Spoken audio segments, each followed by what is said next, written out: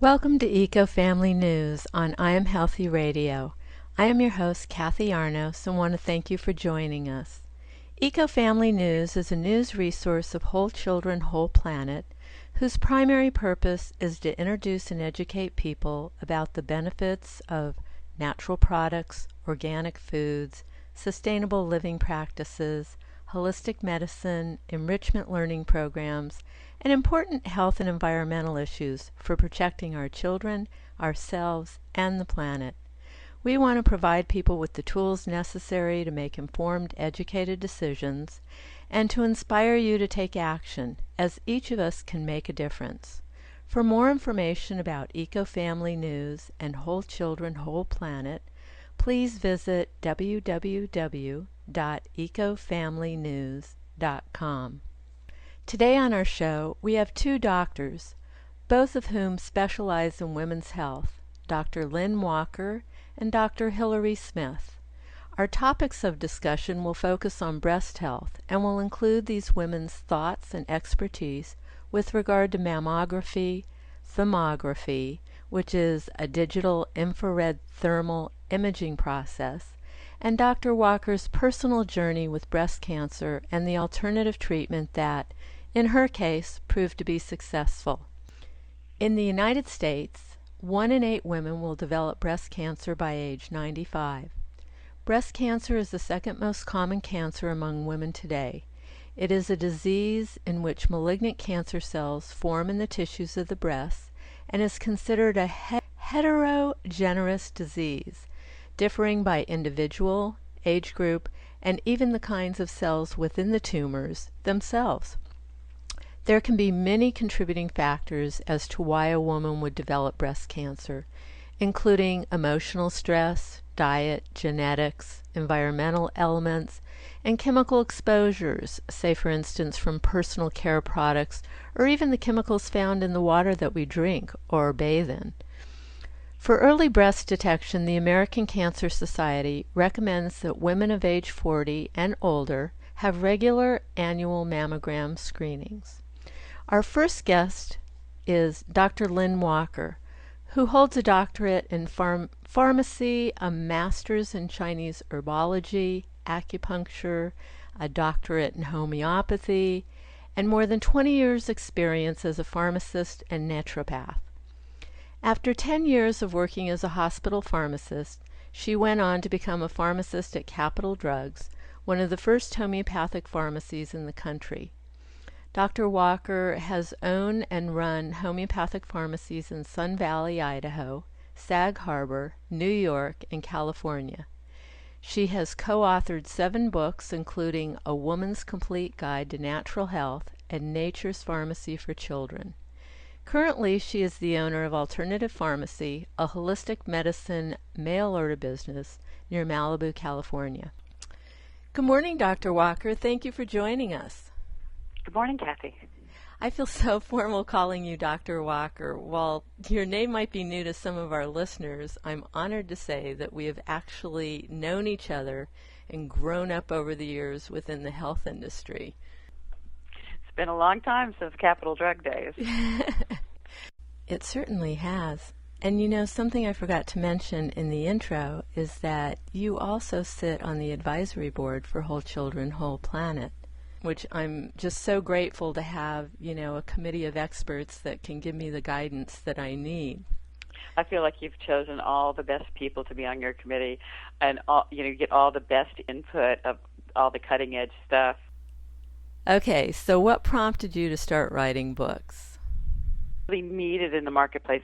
People are very confused. They get so much information, and I know that when they have some kind of crisis in their life, everyone comes out of the woodworks wanting to sell them a multi-level marketing product or sending them to this practitioner or that practitioner. And what I know is that everybody has a different opinion. And some people will say, you know, go organic, go raw, go green, do this. And they get so overwhelmed and so confused that they don't know where to begin or what to do. So what they need is a basic plan of where to start and how to figure out what to do. Being an expert in the field of women's health, I would imagine you probably never imagined that you might end up being one of those 1 in 8 women to get breast cancer. So, what type of symptoms showed up that gave you the first clue that something was possibly wrong? Okay, well, I personally found a lump in my armpit, which I thought was a swollen lymph node. But I thought, well, I should go have it checked out, because it was there for probably about 2 weeks. I thought it was going to go away. I just thought it was a swollen lymph node. And I went to the doctor to just get a mammogram to see what was up with that. And the radiologist who was there was so incredibly rude to me, and such, just what he said to me was, "This is a serious cancer." And I said, "Well, you really haven't looked at it. You haven't gone in there to look at it. How do you know that?" And he says, I'm very experienced, and I can see by looking at it that it's very big." And he goes, "You don't seem to be very upset about this." And I said, "Well, I don't see what benefit there would be to be getting upset at this point. We really don't know what it is or what's going on." And he says, "I can just tell by looking at your mammogram that it's very, very bad, and you should be much more upset about this." And I thought, he doesn't really know what he's talking about, so why is he like, I felt like he wanted to put me into a terror or a panic kind of mode, like, "Oh my God." And he said, "You have to go see this surgeon tomorrow morning." And I said, "Well, it's been there for a couple weeks. If it really is a cancer, it's probably been there for a year or two. Why do I have to go tomorrow? Let me just think about, you have to go tomorrow. You have no time to fool around with this." And so I went to see the surgeon who was talking about cutting it out when we didn't even know what we were dealing with. And I think now let me just back up just a little bit here. So you had written, I know, in one of your books about mammograms and the pros and cons with regard to a mammogram. So how did you feel when you were going to go take your first mammogram? I was very apprehensive about doing it. I didn't really necessarily think it was the best thing to do, but I really was thinking, okay, now I have this lump, what am I going to do about it? Okay. And that's what prompted me thinking that of all the solutions, that would be the least invasive, was to just examine it and see what it is from that, rather than anyone else would have wanted to stick a needle in it to pull it out. And I know that that's much more invasive to the body. Okay. Well, I was just curious because, I know that you've done a lot of writing on this. So then what I started to do at that point was I absolutely decided at that point that I was not going to deal with these two doctors. What I see a lot of women doing is feeling like, well, I went to that doctor and I talked to him and I didn't really like him, but he's kind of like the one I'm stuck with. And I think the number one thing is you have to really like your doctor, and you have to really trust your doctor, and you have to get the feeling, I think you have to listen to your heart and feel like you're really in the right place. Well, I think that's great advice. Right. Everybody's right place is a different place, and no one can convince you that their place is better than what your place is, And then I believe that it was just, probably a week and a half, 2 weeks later, while I was still formulating my plan of what I was going to do, I met a great homeopath, Dr. Antonio Calzada, and that sort of changed everything for me. And I knew that I was in the right place when I met him, and that was it for me. But I think it's that thing about searching and asking a lot of different questions and not being drawn into, I have to do something today, I have to do something right now. It's something that you can't put off. I mean, you have to start working on it right away. It doesn't necessarily mean you have to do something right away. Well, yeah, and I think you bring up a good point that, a lot of times doctors are so insistent and, really put fear into you. I think that's their whole gimmick, because if you would sit back and really think about what they're saying, lots of times it doesn't make sense what they're saying, but they just panic you into, well, I can't do nothing, I have to do something, I might as well do what he said. And how long ago was this? Oh, this was 15 years ago, yeah. Okay, and where were you living at the time?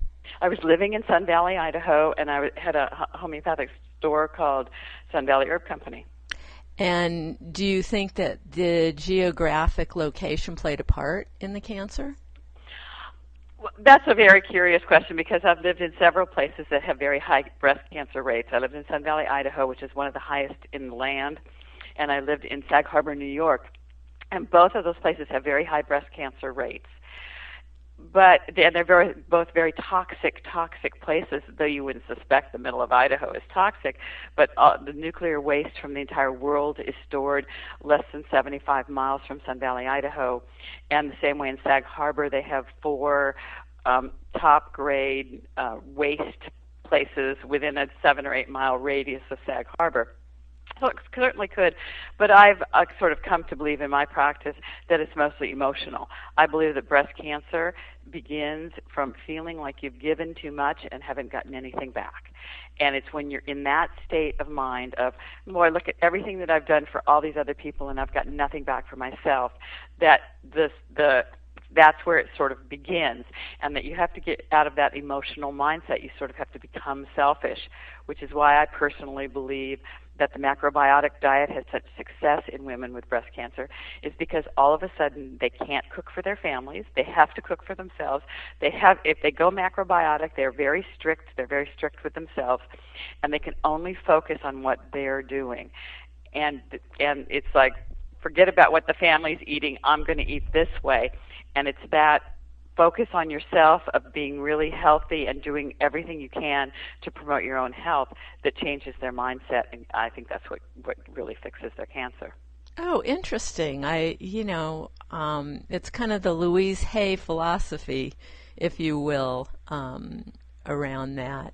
And, well, I think that, cancer has many contributing factors, whether it be emotional, environmental, stress-related, nutrition, I think, and, exposure to the elements of where you're living. Because also, like you were saying, the nuclear stations, as well as that, I think that in Idaho, they received a lot of the fallout, the radiation fallout from the 50s and 60s from the nuclear bomb testing in Nevada. Yeah. And also, aren't they high in agriculture there too? Not necessarily right around Sun Valley, but within those areas they are, absolutely. Okay. Interesting. Yeah, I mean, there's so many different things that, contribute to situations, and I like what you just said. I think it's very important for women to nurture themselves. Well, it's one of the first things I ask women when they come to me with some sort of cancer or problem is, what do you think contributed it to? What was your emotional state? What's been going on? And when we talk about this philosophy of giving too much and not getting anything back, pretty much you can see the light go on in their head, and they go, that's exactly how I feel at some level. And they'll tell me that time after time after time. But with other cancers, I believe that lung cancer is from unresolved grief, deep grief, and I believe that ovarian cancer is from unresolved marital conflicts. And when I tell people with those kind of cancers, those things, they all will agree with me that that's where the problem started. Interesting. Well, now, once you had the situation and you started working with Dr. Calzati, is it? Yeah, Dr. Calzada. What type of treatments did you... He gave me 3 little white pills and told me to never think about it again. And that's basically what I've done for 15 years. Wow. So it was pretty much a homeopathic remedy? Yep, he gave me one remedy one time. Wow, that's amazing. It's truly amazing. Yes, but he's a pretty amazing doctor. And how did you come upon this doctor? I met him at a medical conference in Salt Lake City that was put on. There's a natural medicine conference, and he was one of the speakers. And at that time, his English was fine, but he didn't think it was very good. He was very shy about talking. And I just met him and thought he was amazing. And about a week and a half later, I went down to Mexico to his office to meet him and consult with him, and he gave me the pills, and that was pretty much the end of that story. But the story is that we've become very, very good friends over the last 15 years, and I've sent him hundreds of patients over the years. Wow, that's just an amazing story. And so in your books you do talk about some of the cons of having a mammogram. Do you want to tell us a little bit about that? Okay, well, I mean, the first most startling thing about it is that women that get mammograms on a regular basis have a much higher death rate than women who never get mammograms. So you just have to look at the basic statistics to begin with. And at first they thought that maybe it was because that they were doing too many different procedures. Once they found lumps and things like that they were cutting them out and that women were having problems with that. But what they found is that if you have an active cancer lesion in your breast and they give you a mammogram, they smash the breast really hard, and they believe that could actually spread it or make things more difficult for a woman. And what I see is I have several patients who've chosen that had breast cancer or had a problem, we'll say, that had a tumor or a lesion and decided to never do anything about it. I think I have one woman from Sun Valley that's 16, 17 years. She's alive and fine. Her breast is mangled, and it's not something that I would normally recommend, but these women have been very interesting patients for me to see exactly what their process was if you chose to do nothing. Because what happened was I was in Sun Valley, Idaho at a pharmaceutical conference because I'm a pharmacist as well, and they showed statistics of if you never did anything, and then if you if you had chemo and radiation, or you just had radiation, and they showed the different statistics. And actually what happened was if you never did anything, statistically you had a longer lifespan than the woman that chose chemo or chemo and radiation together. And I said, you guys must have gotten this wrong. There must be a typo here. There must be a mistake on this. And they said, no, actually it is, but you have a worse quality of life, but you live longer. And that has not really been my experience. The women that I've seen, I know that there's absolutely women out there that have breast cancer and they don't do anything, and their breast necrodes and it gets gangrenous and it smells and it's horrible and it's a big mess. But the women that I've seen that have breast cancer and take good care of their breasts and choose not to do any medical intervention live actually pretty very nice lives. And are not so that what that makes me see as a practitioner is like, okay, this isn't a big deal that we have to jump on and make a snap decision. You have time. You can take some time. You can figure things out. It's not the big fast medical emergency that doctors push you into.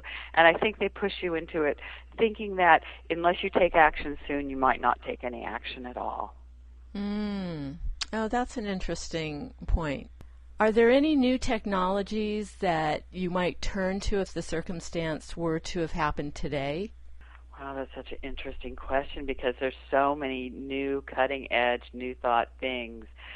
Back then I didn't have my QXCI machine, which helps you hone in on exactly what's wrong. There's the thermography that I would have probably opted for over the mammogram, over a traditional sort of mammogram. And there's all different kinds of practitioners that weren't available. So there is so much out there. I think it's both the good news and the bad news for people because it's so hard. You can waste a lot of time and money going into the wrong direction and not really know what's best for you. I just had a support of a lot of people and a lot of good practitioners, and I think that's one of the most important things, is find somebody really good to work with that knows what's going on out there. Well, I think that's great advice, and I just want to thank you again for joining us on Eco Family News. Thank you so much, Kathy. Bye-bye. Bye. You have been listening to Dr. Lynne Walker, author, pharmacist, acupuncturist, naturopathic doctor, and the owner of the Alternative Pharmacy. www.alternativepharmacy.com on Eco Family News. I'm your host, Kathy Arnos, and we're going to take a short break, and when we come back, we'll continue our discussion about breast health with Dr. Hilary Smith.